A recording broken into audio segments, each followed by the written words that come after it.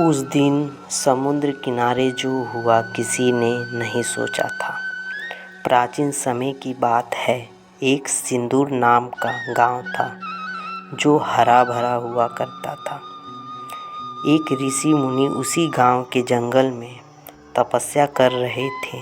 तभी वहां पर कुछ गांव वाले लकड़ियां काट रहे थे, जिसकी आवाज़ मात्र से ऋषि मुनि विचलित हो गए, जिसके कारण से उनका तपस्या भंग हो गया।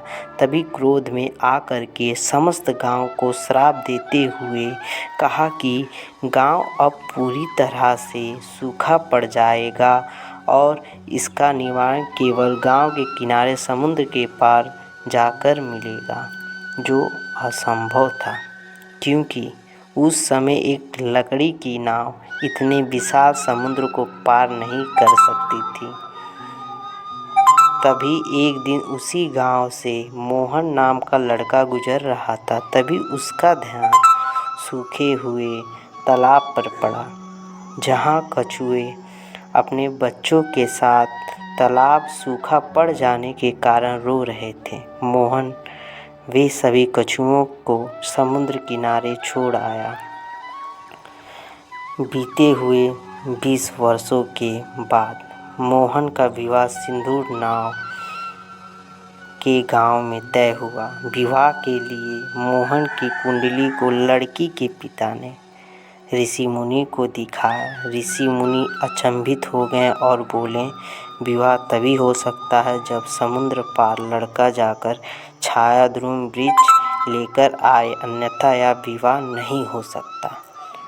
मोहन समुद्र किनारे बैठकर रोने लगा। तभी वहाँ पर सभी कछुए आए और बोले, 20 साल पहले तुमने हमारी सहायता की थी और हमारी जान बचाई थी।